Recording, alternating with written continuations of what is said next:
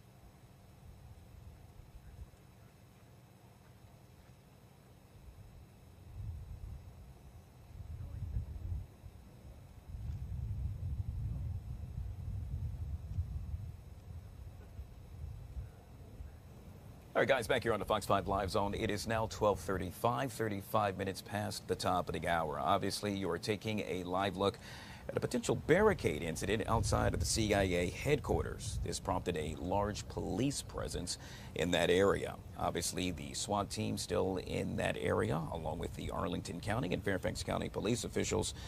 We also know a bomb squad happens to be there as well. It is still unconfirmed as to whether or not a bomb happens to be in that area. The portion of that area with regard to the officers you see on the bottom right-hand side of the box on your screen, well, that is now shut down. That is along Dolly Madison Boulevard, and that's where we have our very own David Kaplan, who's gathering the latest information. We plan to touch base with him in just about 4 or 5 minutes or so.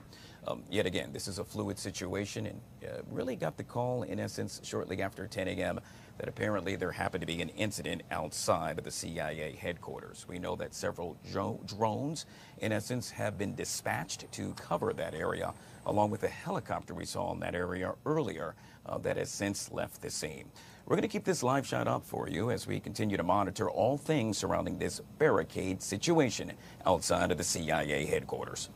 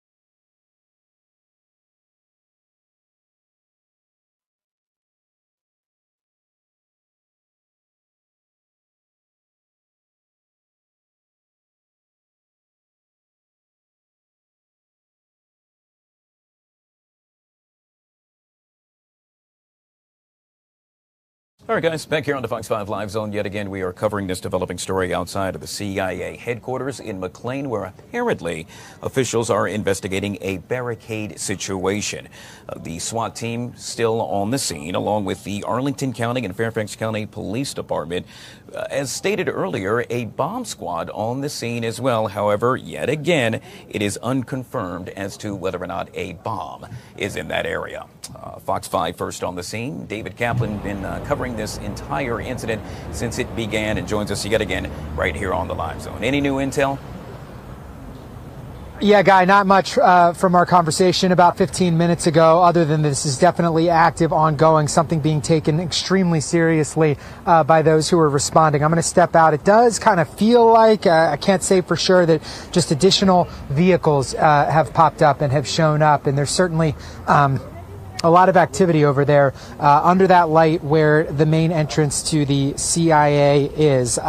No other updates from Fairfax County Police in the last little bit, other than they're confirming that this is a barricade situation. So, it's tough to say exactly what's going on behind the scenes, but certainly there's a lot of people here, a lot of manpower being dedicated to this. Certainly we're seeing these first responders, they have protective gear on as well. But from our vantage point right now, as it relates to whatever is happening at the CIA, things are relatively kind of stagnant, not a ton happening as well. We're also just kind of waiting for the CIA to put some information out. I just checked before we went live here, and nothing from them, nothing from the Fairfax County Police Department since their sort of initial thing that they put out about an hour plus ago, letting drivers know that they could not continue past the CIA on Dolly Madison Boulevard, that it was closed at Seville, and it is also closed but sort of between Seville and the Georgetown Pike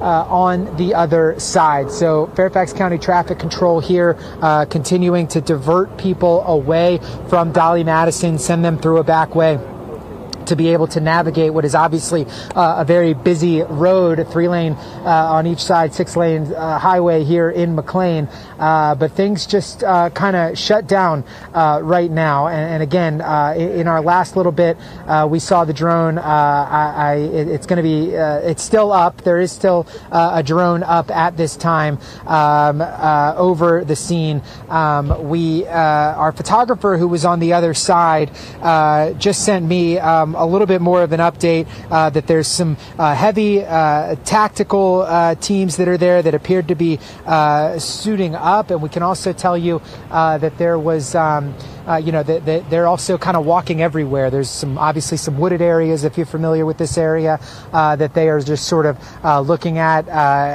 There's the main entrance where we're seeing this massive presence as well. So there's just a lot of people here, but not a ton of activity that we can see. Lord knows there's definitely got to be things going on here to try and bring this to a peaceful resolution. But for the time being, this is the situation. This is what's happening, and we're waiting to get any developments or any updates or reports from the CIA. Yeah, hoping to get that sometime in the very near future. David, I'm curious. Typically with a barricade situation, a weapon would be involved. Any word as to whether or not the individual currently is in possession of a weapon? Yeah, Guy, I want to be careful here. We have not necessarily confirmed anything as it relates to a weapon. So we don't want to, necessarily, we can't say for sure. Certainly, the fact that there are this many police responding might lead you to just sort of indicate that this is a situation where they want to protect themselves as much as possible. We have not necessarily confirmed the presence of a weapon at this time. But we, obviously can tell you, and you can see that there's a lot of people here. They are wearing protective gear, and in situations like this, certainly safety is of a top priority for first responders as well. Yeah, yet again, to David's point, that has not been confirmed as yet. So yet speculation continues at this very hour. David, I guess the next question would be as to whether or not officials had the opportunity to make contact with the actual individual. We could see that command center still set up behind you, officials standing by, hopefully to get the very latest sometime in the near future. But the million-dollar question yet again remains, any contact? Yeah, it's tough to say, Guy. You know, not only this is the CIA, so certainly, you know, you would know, especially in light of some of the history of there being a shooting outside the CIA in the early 90s, that certainly this is something that they take incredibly seriously.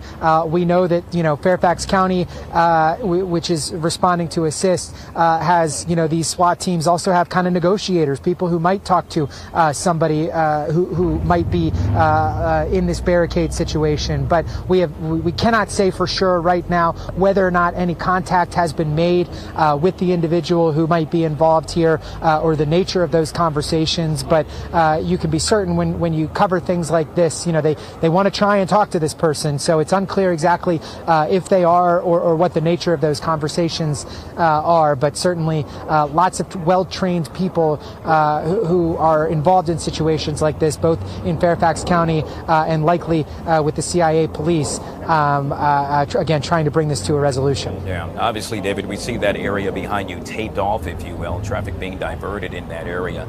The question is, the folks that are happen to be inside of the CIA headquarters, any word as to whether or not they have the ability to leave?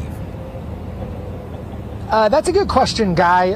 When we came from our station from Bethesda, we were on the GW Parkway.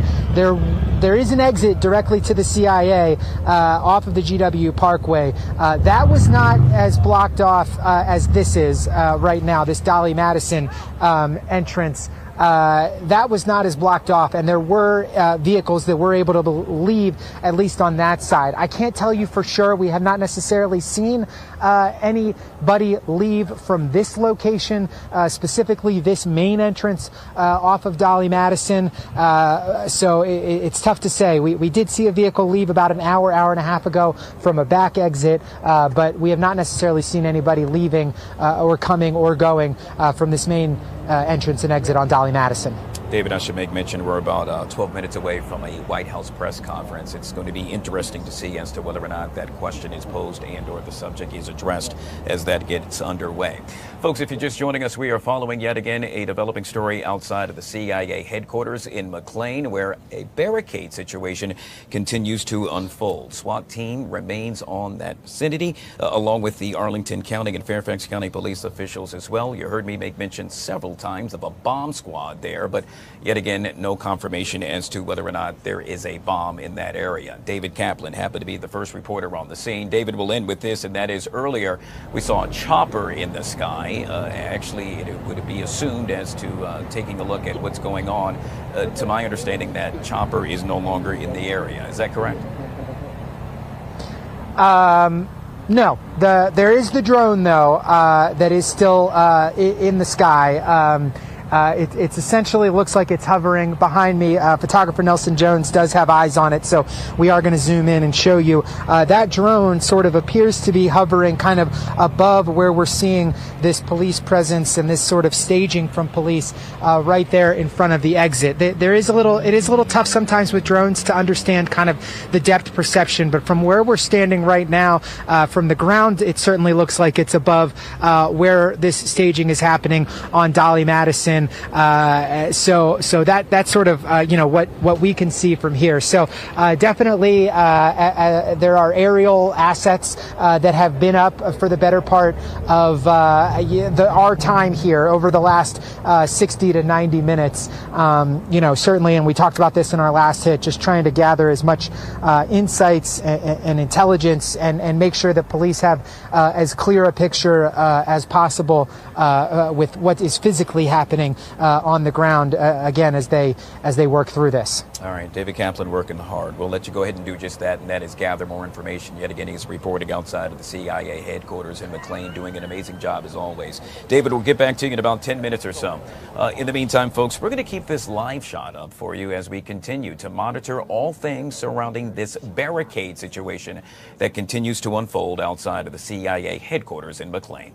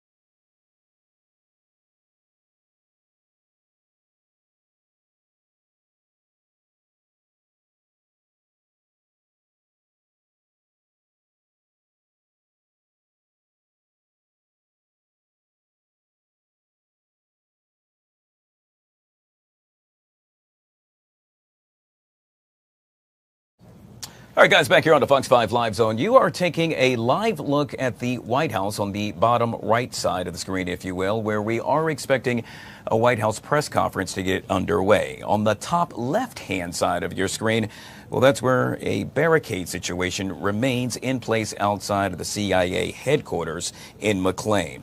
Details still somewhat sketchy, but we can tell you that the SWAT team, the Arlington County and Fairfax County Police Departments, both remain on the scene, as well as a bomb squad that happens to be there as well. Now, I should make mention there has been no confirmation as to whether or not a bomb is involved. That remains unknown. According to Fairfax County Police, Dolly Madison Boulevard is now shut down, along with Seville Road, and that is between Georgetown Park, as that barricade situation continues to unfold.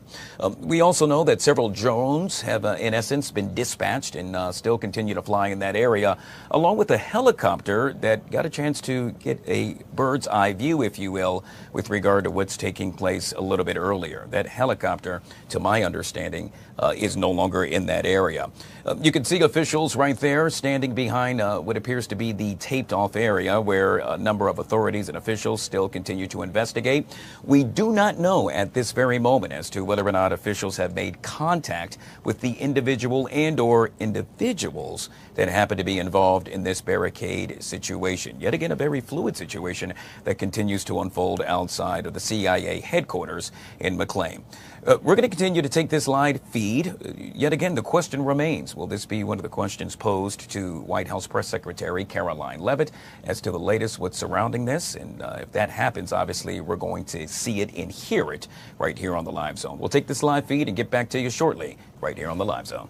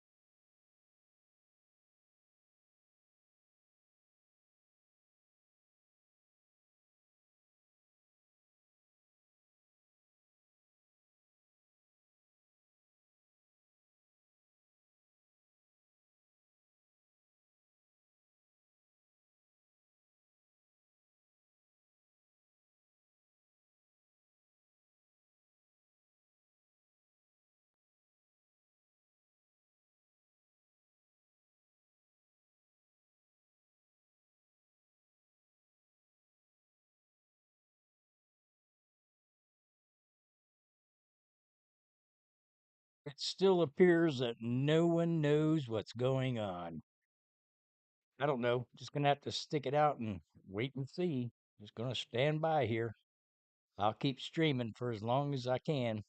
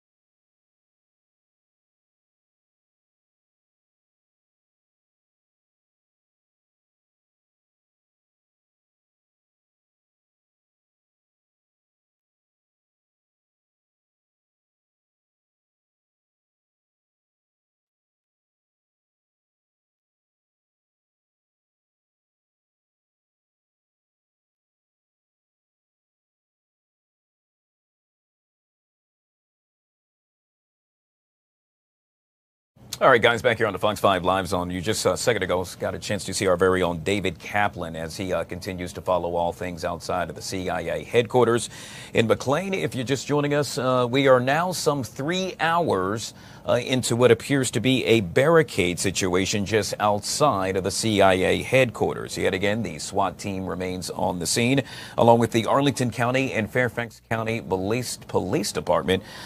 David, I'm curious, with regard to what you have seen thus far and what you have seen unfold, anything new that you can report?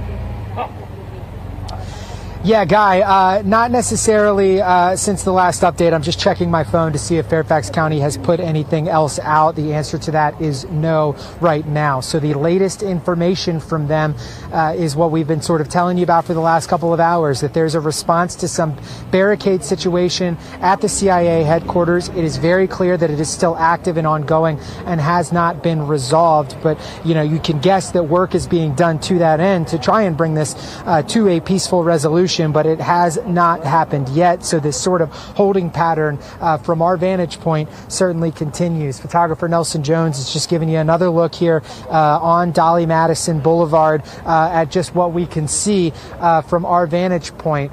Certainly looks like we're seeing several police vehicles, SUVs that do remain here. The primary kind of location that they've been staging is right outside sort of the main entrance on Dolly Madison Boulevard. A little bit ago, we could kind of see some staging of a bunch of men, people, officers wearing protective gear. Looks like we can see a few of them still, but it's just sort of unclear exactly kind of what the nature is of what's going on exactly right now. So, from the barricade perspective, we're certainly waiting for something from the CIA, hoping that we get some information and some insights from them sooner rather than later, but certainly just fair to say that work continues to bring whatever this situation is to some sort of peaceful resolution. As for the just traffic perspective,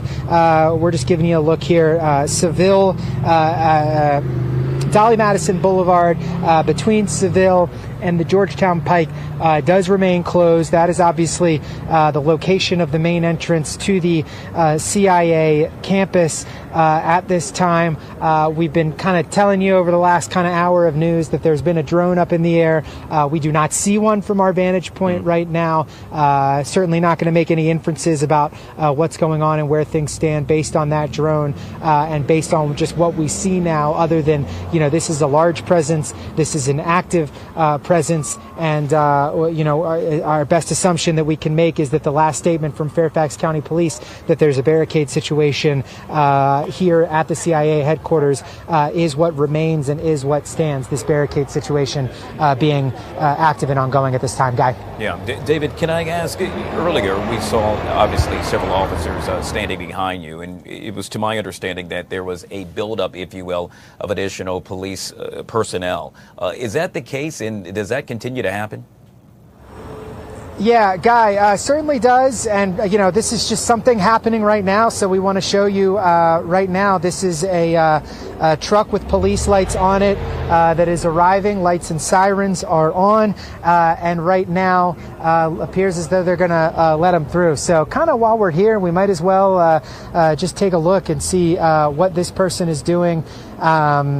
As it looked like they might negotiate their way through there, but it looks like right now they might just be responding, talking to some of the Fairfax officers, and based on all we know, could not be related to this. Certainly not sure exactly right now, but even this alone just kind of speaks to the sense of what's going on here, just any development that we can find as we are obviously now seeing this car go through. So I can also tell you, since we've been here, the drone is back up in the air, and you can see that that car just drove through the tape and is making its way. So, what will this vehicle do? Will it, post up behind some of the cars that are already there? Will somebody get out? It's entirely might be too difficult to tell exactly where this truck is going or its significance and import to whatever is going on right now. I've just kind of come up to the right so I can keep my eye on it. And for the time being, it looks like it is just kind of passing all through all of the cars that are already there. And appears to have continued on. And I can tell you that on the side where that car is going, where that truck that we just saw go through is, our photographer Joe Spivak just reported that there was sort of a Fairfax County command center that was there on that side where that vehicle went. So it's unclear exactly what that person might have been doing. But, the first kind of big development or a development that we've seen with just additional resources coming here to the scene. Guy. Yeah, David, when we first got reports with regard to all of this unfolding in the 10 o'clock hour earlier this morning, it was to my understanding that perhaps it involved an individual. Do we know if that's the case, or are there more people involved? I wouldn't want to speculate on that for the time being, Guy. So we're just going to kind of go with the fact that Fairfax County is calling this a barricade situation at this time. So certainly what I would say is the fact that this sort of staging is happening here would lead you to believe that there is some containment about what's going on. We're not necessarily seeing, a flurry of cars racing up and down. The drone, for the most part, has stayed sort of in the same location. So it's tough to sort of know exactly what that could mean. But, to answer your question, all we know is a report of a barricade situation at this time. And certainly, as we just saw, additional assets are still coming. Yeah. But as we've kind of talked about, it does feel like a little bit stagnant right now, that not a ton is happening and not a ton of developments as they continue to work through this with everyone's safety in mind. Guy. We should make mention a plethora of law enforcement happens to remain on the scene, including the Arlington County and Fairfax County Police Departments. Do we know at this time either department now taking the lead with regard to the investigation?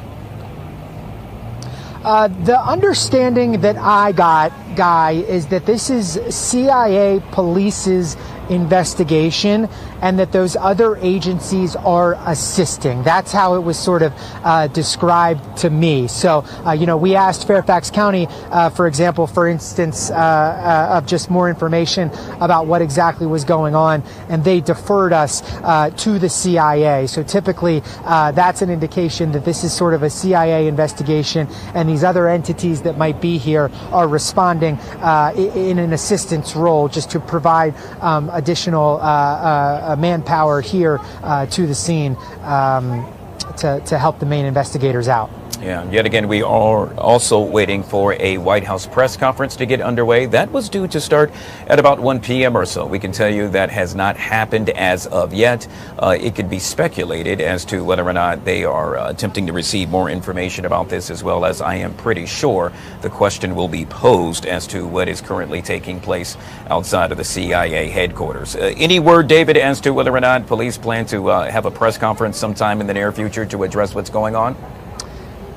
Nothing that we've heard to that extent, Guy. Indications to me were that we might get some sort of statement with an update, but that is not something that we are necessarily privy to. It's tough to say, again, if it's a CIA investigation, if we might, we hear more frankly, from a local news perspective, we hear more from local police when situations happen, but that's because it's their jurisdiction. This being CIA jurisdiction, it's tough to say definitively whether or not we might get some sort of on-camera briefing or an update may come via a statement, but certainly no word on when we can expect to learn more information, and certainly we're hoping to find out more about where things stand right now. David, we just got word that we're about 2 minutes outside of the White House press conference. I want to hold you until then, if at all possible. Folks, if you're just joining us yet again, we have been covering this developing story outside of the CIA headquarters in McLean, where a barricade situation continues to unfold. You heard David make mention that a number of law enforcement officials remain on the scene. Among them, the SWAT team, Arlington County and Fairfax County Police Departments. I should also make mention that a bomb squad remains there as well, yet we should state no bomb has been confirmed within that area. David, we still see the police tape right there behind you, obviously taping off a portion of Dolly Madison Road, or Boulevard, I should say. With regard to the cars that are now approaching that area, I see that they're being directed, obviously, to make a U-turn and or to the left of you. Any word as to how long that will go on? I would suspect, obviously, it will continue as long as this barricade situation continues as well. Yeah, Guy, definitely those two things go hand in hand, and I think that's why Fairfax County Police sort of put this out. You know, it's the CIA is obviously the headquarters are sort of a federal entity, but this road, Dolly Madison Boulevard, a Fairfax County road, a Virginia road. So, you know, in terms of being transparent and trying to put information out, they have made it clear intrinsically that the barricade situation is taking precedent over the sort of road being open. So safe bet that for the time being this road remains closed until this situation is resolved. And we'll end with this, David, and that is, yet again, I posed the question earlier, and that happens to be the folks within the CIA headquarters. Any word as of yet as to whether or not they have the ability to leave?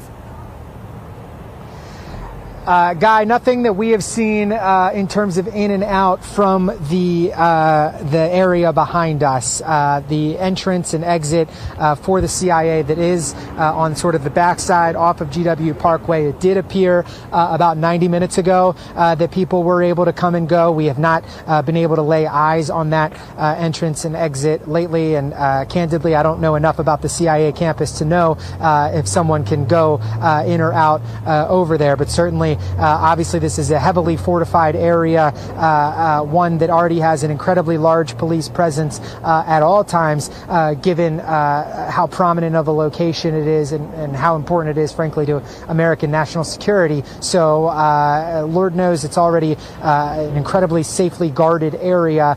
So when anything, you know, that is an introduction of something that they're not used to comes into this, there's certainly a massive response to it to resolve that situation. Obviously, peacefully is the goal, but as long as this does remain an active situation, we can certainly expect there to be these sort of constraints on people's ability to move, at least in the public, at least in front of CIA headquarters here on Dolly Madison Boulevard. All right, there you have it, Mr. David Kaplan. Amazing reporting as always, David, outside of the CIA headquarters in McLean, where that barricade situation continues to unfold. As you heard me make mention, the SWAT team still remaining on the scene, along with the Arlington County and Fairfax County Police Department. Bomb squad there as well. Yet again, no confirmation of a bomb within that area. We're going to now take a live shot, if you will, with regard to the White House, where we are expecting any second now the White House press conference to get underway with White House Press Secretary Karoline Leavitt. A lot on the docket, if you will, to be discussed. Obviously, the conversation that the president had with Ukrainian President Zelensky, that took place earlier today with regard to, well, all things hopefully to reach a ceasefire in that region. Obviously, the president spoke with Russian President Vladimir Putin earlier yesterday, the two potentially coming to an agreement for a ceasefire. That remains to be unknown. We also know that during this press conference that's set to get underway any minute now, perhaps we'll hear the question posed as to how President Trump feels about Chief Justice John Roberts pushing back on escalating rhetoric against the federal judiciary, something that the president has been very vocal about. One of the other main stories that perhaps the president or I should say the White House press secretary will address is billionaire Elon Musk appears to have overstepped his executive branch. Let's take a listen in. America. After spending nearly 300 days aboard the International Space Station, Butch Wilmore and Sunny Williams are back on Earth. These two incredible astronauts were only supposed to be up there for 8 days, But because of the Biden administration's lack of urgency, they ended up spending 9 months in space. Joe Biden's lack of courage to act boldly and decisively was a big reason why Butch and Sunny did not make it back until yesterday. But President Trump doesn't waste time. Immediately after taking office, President Trump directed Elon Musk and SpaceX to rescue these brave astronauts alongside NASA. The president also called the acting administrator of NASA and told her to bring the astronauts home as soon as possible. As acting administrator Janet Petro said herself yesterday, per President Trump's direction, NASA and SpaceX worked diligently to pull the schedule a month earlier. The president looks forward to welcoming Butch and Sunny to the Oval Office when they are recovered. This historic mission brings new meaning to President Trump's promise to always look out for the forgotten man and woman. On another important matter, yesterday, President Trump and President Putin spoke about the need for peace and a ceasefire in the Ukraine war. Both leaders agreed this conflict needs to end with a lasting peace and also stressed the need for improved bilateral relations between the United States and Russia. President Trump also spoke with President Zelensky this morning to align both Russia and Ukraine in terms of their needs and requests. As President Trump has said repeatedly, the precious lives and money that both Ukraine and Russia have been spending in this war would be better spent on the needs of their people.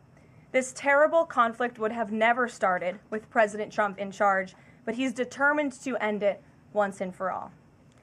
President Trump also promised maximum transparency and a commitment to rebuild the trust of the American people in our intelligence community. Part of that promise was to fully release previously classified records related to the assassination of former President John F. Kennedy, and he made that happen yesterday. This historic release consisted of approximately 80,000 pages of previously classified records that are now published. The records are available to access either online at archives.gov/JFK or in person, accessible to the American people at the National Archives in College Park, Maryland. Records that are currently only available for in-person viewing are being digitized and will be uploaded in the coming days. On another note, positive economic data continues to pour in, showing the immediate impact of President Trump's pro-growth agenda. After suffering a steep decline in the final year of the Biden administration, the manufacturing sector came roaring back in February. Industrial production surged in February, these are new numbers, at a greater 3 times rate than the expectations to its highest ever recorded level. And President Trump's laser focus on massive deregulation and unleashing our domestic energy industry is leading to stabilities for Americans' bottom lines. As Newsweek summed it up today, gas prices are plummeting under President Trump. And the Trump administration continues to make American communities safer through our ongoing mass deportation campaign of illegal alien criminals. Yesterday, FBI Director Kash Patel announced the agency captured another fugitive from its 10 most wanted list, securing the extradition of Francisco Javier Roman Bardeles, a key senior leader of the brutal MS-13 gang. And the brave men and women of ICE also arrested a number of dangerous aliens across the country in recent days. You will see them on this screen. ICE San Francisco just arrested a citizen of Guatemala convicted of sexual battery. ICE New Orleans arrested a citizen of Ecuador convicted of rape in Suffolk County, New York. ICE Atlanta arrested a citizen of Mexico convicted of assault by strangulation. ICE Dallas arrested a citizen of Mexico convicted of assault with a firearm and rape with a foreign object. And ICE Houston arrested a citizen of Guatemala convicted of indecent sexual contact with a child in Texas. These are heinous criminal alien monsters who the previous administration allowed to flood into our country. And every time President Trump and this team deport one of them, our country becomes safer. Finally, before I open it up to questions, I want to tout how successful our efforts have been in filling out President Trump's administration. There have been a record number of 281 Senate confirmed nominations already, with another 280 in process. Here at the White House, OPM and GSA, we have filled 100% of the total number of slots. And this is a record number of placements in the first 58 days of any administration and a testament to the caliber and the sheer quantity of talented people who want to work for President Trump to make America great again. Here in our new media seat today, we have Katie Pavlich. Katie is the editor of townhall.com, which is a subsidiary of Town Hall Media. It's a leading conservative news and opinion outlet based right here in Washington, D.C., with writers and journalists reporting around the country. Last year, Town Hall Media had 60 million unique users and 1.4 billion page views, with a broad reach on a number of social media platforms. With that, Katie, please kick us off. Thank you, Caroline. Really appreciate it. Sure. Thank you. So given the back and forth with this U.S. District Judge and the administration's use of the Alien Enemies Act, does the president plan to send new and additional flights of Venezuelan gang members, now designated as foreign terrorists, from the U.S. to El Salvador or elsewhere? Can Americans expect to see those flights sometime soon? Americans can absolutely expect to see the continuation of the mass deportation campaign that has been successfully led by this president, Secretary of Homeland Security Kristi Noem, and also our Secretary of State, Marco Rubio.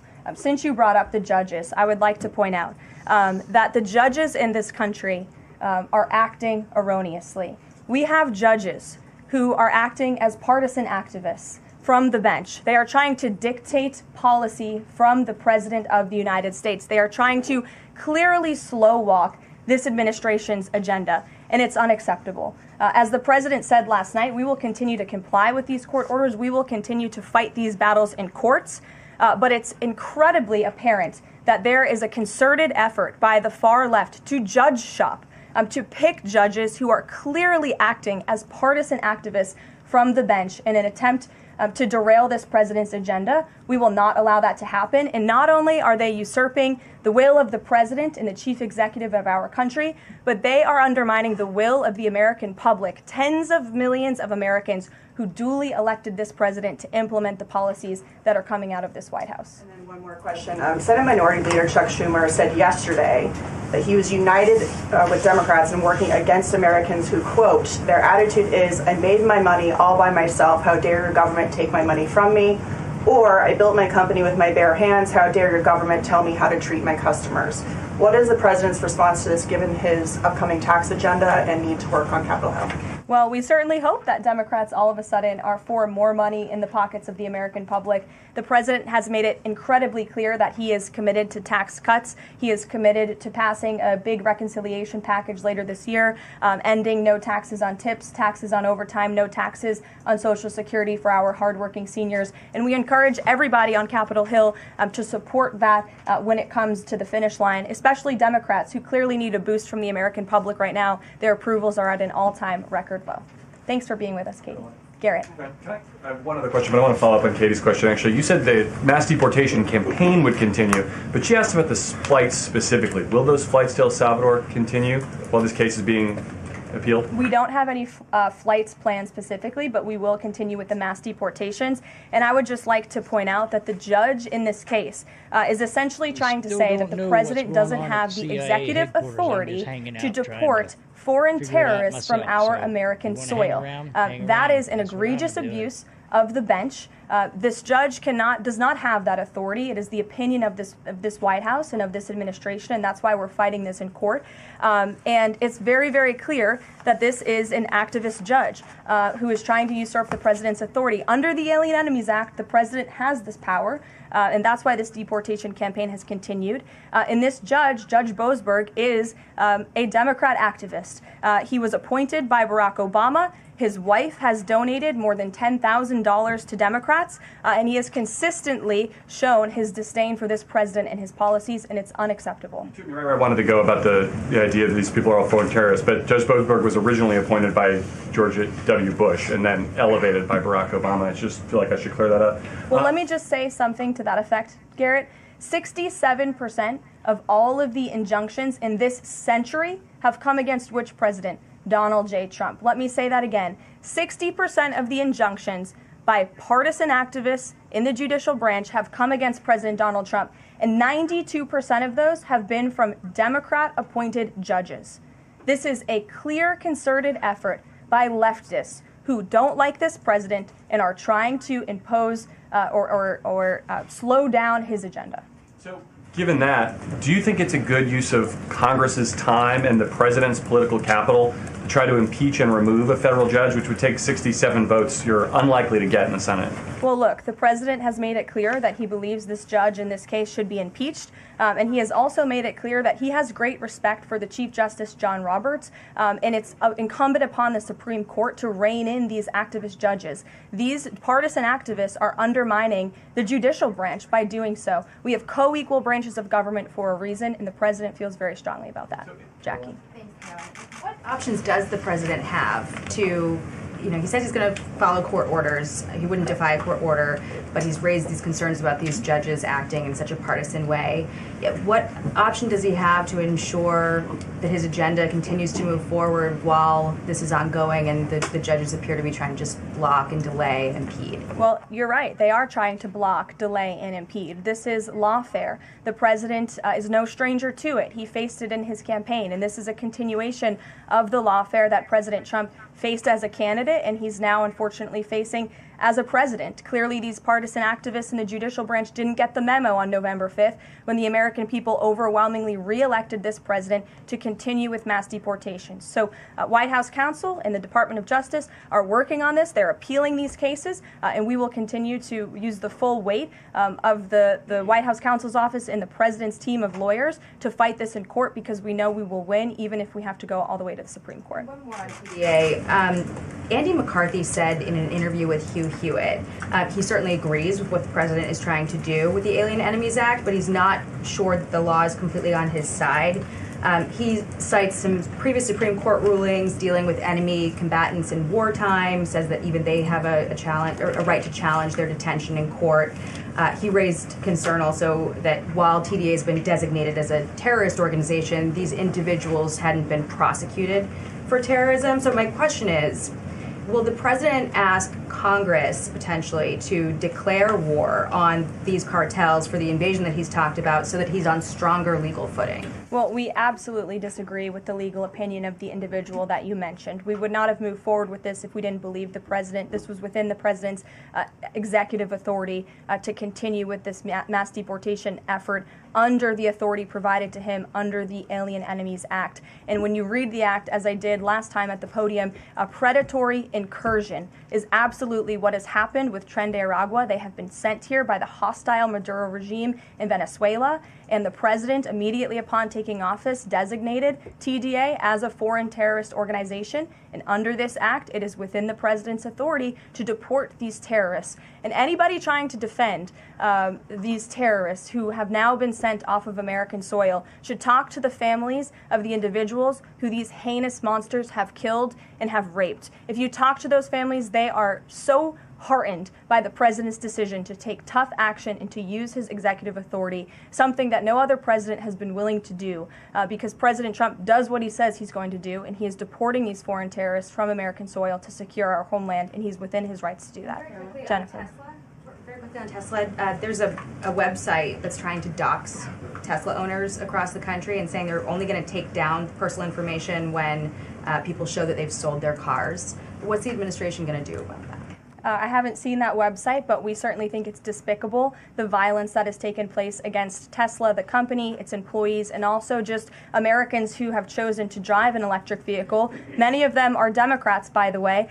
Democrats were big supporters of Tesla and of electric vehicles until Elon Musk decided to vote for Donald Trump. So we would like Democrats to also come out and condemn this heinous violence that we have seen, and I believe the Attorney General has said she's investigating these incidents as acts of domestic terrorism. Jennifer. I am assuming that Caroline may say something about this standoff that's going on at the CIA headquarters. I'm just waiting to see, so I'm not really sure. So When it comes to Ukraine, just going to hang out. I do have a statement for you from the National Security Advisor and also the Secretary of State. First, I'd like to reiterate what the President said earlier following his call with President Zelensky this morning. He said he just completed a very good telephone call with President Zelensky. It lasted approximately 1 hour. Much of the discussion was based on the call made yesterday with President Putin in order to align both Russia and Ukraine in terms of their requests and needs. We are very much on track, and I will ask Secretary of State Marco Rubio and Mike Waltz to give an accurate description of the points discussed. That statement will be put out shortly. Well, I have that statement for you right here. Bear with me. as I read it. Today, President Trump and Ukraine's President Volodymyr Zelensky had a fantastic phone conversation. President Zelensky thanked President Trump for a productive start for the work of the Ukrainian and American teams in Jeddah on March 11th. The meeting of the senior officials from both nations significantly helped in moving toward ending the war. President Zelensky thanked President Trump for the support of the United States, especially the Javelin missiles that President Trump was first to provide and his efforts towards peace. The leaders agreed Ukraine and America will continue working together to bring about a real end to the war, and that lasting peace under President Trump's leadership can be achieved. President Trump fully briefed President Zelensky on his conversation with Putin and the key issues discussed. They reviewed the situation in Kursk and agreed to share information closely between their defense staffs as the battlefield situation evolved. President Zelensky asked for additional air defense systems to protect his civilians, particularly Patriot missile systems, and President Trump agreed to work with him to find what was available, particularly in Europe. The two leaders also agreed on a partial ceasefire against energy. Technical teams will meet in Saudi Arabia in the coming days to discuss broadening the ceasefire to the Black Sea on the way to a full ceasefire. They agreed this could be the first step toward the full end of the war and ensuring security. President Zelensky was grateful for the president's leadership in this effort and reiterated his willingness to adopt a full ceasefire. President Trump also discussed Ukraine's electrical supply and nuclear power plants. He said that the United States could be very helpful in running those plants with its electricity and utility expertise. American ownership of those plants would be the best protection for that infrastructure and support for Ukrainian energy infrastructure. President Zelensky also thanked President Trump for continuing to push humanitarian concerns, including the exchange of prisoners of war. He noted they had just had a successful exchange and thanked the president for his leadership on that. President Trump also asked President Zelensky about the children who had gone missing from Ukraine during the war, including the ones that had been abducted, and President Trump promised to work closely with both parties to help make sure those children were returned home. They agreed all parties must continue the effort to make a ceasefire work. The presidents noted the positive work of their advisors and representatives, especially Secretary Rubio, National Security Advisor Mike Waltz, Special Envoy Kellogg, and others. The presidents instructed their teams to move ahead with the technical issues related to implementing and broadening the partial ceasefire. The presidents instructed their advisors and representatives to carry out this work as quickly as possible. The presidents emphasized that in further meetings, the teams can agree on all necessary aspects of advancing toward lasting peace and security. That is a lengthy statement that was just given to me, so thanks for bearing with me. Our office will, of course, provide this after. And as you know, as I just pointed out in the statement, the president's team of negotiators and national security experts will be heading to Saudi again later this week to continue working on and ironing out the details. But I would just like to emphasize we have never been this close to peace, and it's only because of President Trump that we are here. I think a couple of years ago, as you all reported on the war, it was incomprehensible to have a partial ceasefire in this conflict. And today that is true because of the leadership of this president. So they agreed to closely share information between their defense staffs. Does that mean all intelligence sharing will continue? So the White House is rejecting Russia's request to pause. Intelligence sharing in terms of defense for Ukraine will continue to be shared. Mary. Thanks, Caroline. I have two questions. One on the United States Institute of Peace and then on the Supreme Court, if that's okay. Sure. So on the United States Institute of Peace, this is a little bit wild. I understand the old president refused to leave after he was removed from his position. He barricaded himself in his offices, had to be escorted out by police, left the building without Wi-Fi, telephones, elevators, and more, and is now telling media that Doge broke in and illegally removed him. So can you comment on this sequence of events and specify, did Doge illegally enter? I'm really glad you brought this up, Mary. We were made aware of this story by individuals at Doge, at Elon Musk's team, and also at the State Department who were unable to access this building. And it became very clear that there was a concerted effort amongst the rogue bureaucrats at the United States Institute of Peace to actually physically barricade themselves essentially inside of the building to prevent political appointees of this administration who work at the direction of the President of the United States to get into the building. There was a piece in the Daily Caller, thank you for sharing the truth on this, about what happened. Staff contacted the MPD in an attempt to prevent DOJ personnel from entering. They barricaded the doors. They also disabled telephone lines, internet connections, and other IT infrastructure within the building. They distributed flyers internally, encouraging each other to basically prevent these individuals from accessing the building. I use this to say this is what DOJ and this administration is facing. It's a resistance from bureaucrats who don't want to see change in this city. President Trump was elected on an overwhelming mandate to seek change and implement change, and this is unacceptable behavior. Thank you. And just really quick on the Supreme Court, I know it's been almost 3 years now since the leak of the draft Dobbs opinion to Politico, actually. A leak which sparked protesting outside the homes of the justices and even brought on one attempted assassination attempt. I know Justice Alito said that it made the justices targets for assassination, but yet the Supreme Court has not tracked down any leaker. Does the White House have interest in finding out who that leaker was, and can you comment on that at all? I know generally speaking the president has an interest in finding leakers and he believes it's unacceptable, and it's the position of this administration. You've seen the Secretary of Homeland Security has taken tough action at her agency. Leaking is unacceptable to this president and to the leaders across the board in this cabinet, especially when it puts people in harm's way. Sure. Thank you, Caroline. A mom whose daughter was forced to change in a locker room with a biological male at school filed a complaint with the DOJ. How will the Trump DOJ deal with violations of President Trump's orders protecting women and girls like this? I would defer you to the Department of Justice on that specific case, but the president has made it incredibly clear that it is the policy of this administration that there are only two genders, male and female, only two sexes rather, male and female, and that we are not going to tolerate such behavior by men pretending to be women. The president will continue to strongly stand for the rights of women and girls, not just in sports and on athletic fields, but also in private spaces like locker rooms and bathrooms. Sure. Go ahead.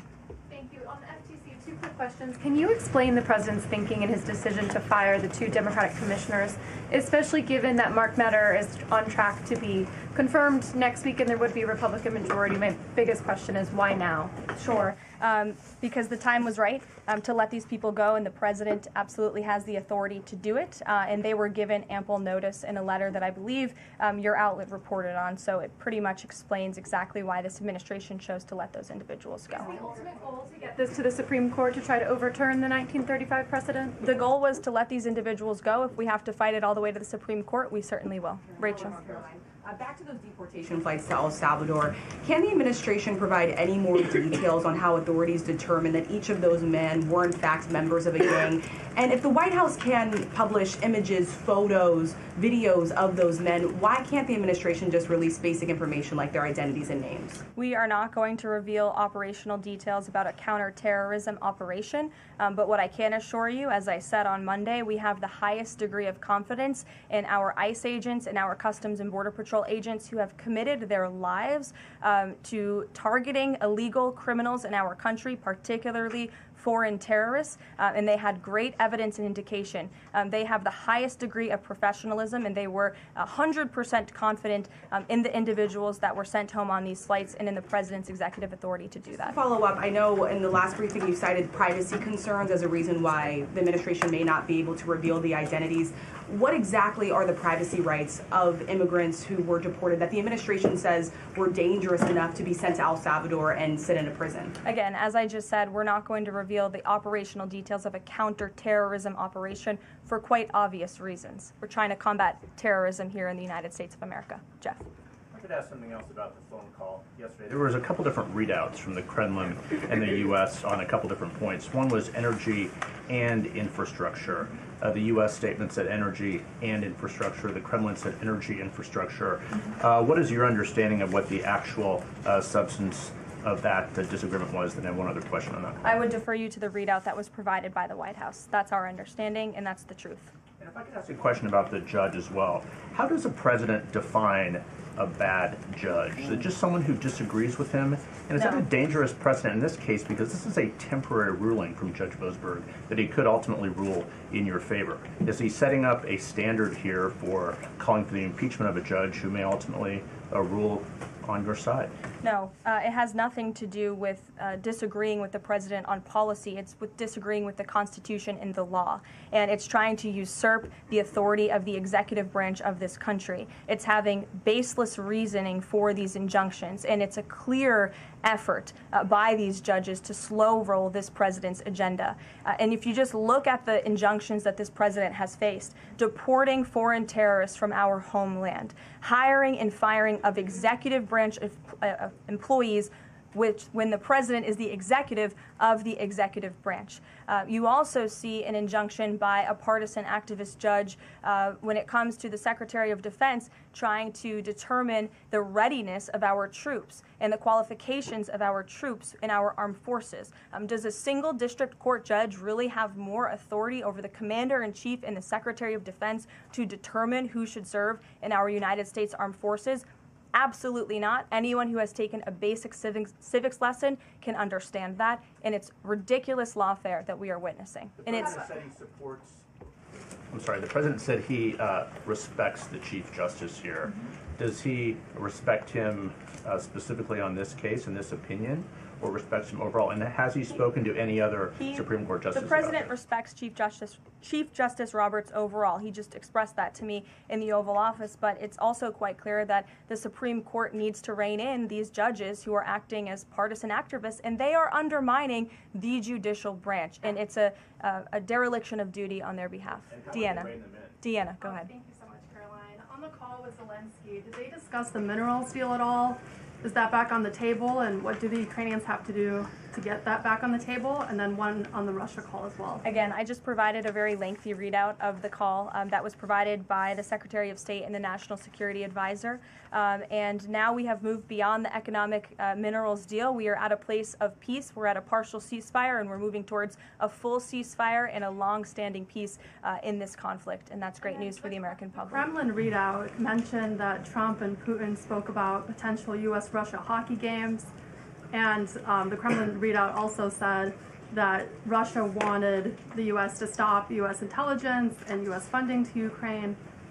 The president has said that that conversation did not happen.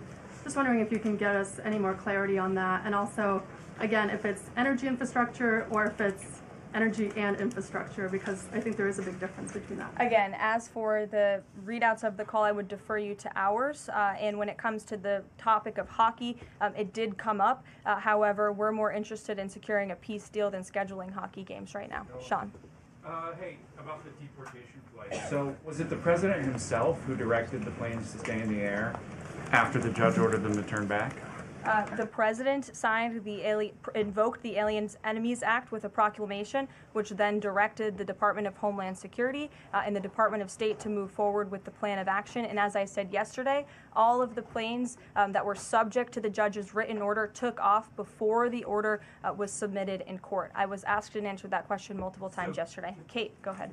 Is the president still considering pressuring Russia with sanctions or tariffs to try to get a full ceasefire? And is there any kind of deadline or timeline that the White House has in mind for when that pressure might ramp up? Again, the president had a nearly 2-hour-long call with President Putin yesterday. We provided a readout of that call, and we have his negotiating team heading to the Middle East this week to continue these discussions in regards to sanctions and any other details. I'm not going to give a readout of those from this podium. And on TikTok, is Oracle the leading contender for a deal? And would the U.S. back a deal that keeps TikTok's algorithm and the underlying technology still in Chinese hands? As President Trump does so well, we don't get ahead of ourselves when we are in the midst of the art of the deal. So when the president and this team are ready to announce a deal on TikTok, which is a high priority for the president, we will make that known. I've seen that reporting, but I'm not going to comment on it just yet. Sure, go ahead. Thank you, Press Secretary Leavitt. Some prominent Trump supporters have been making the case that Derek Chauvin deserves a pardon. They argue that he did not receive a fair trial.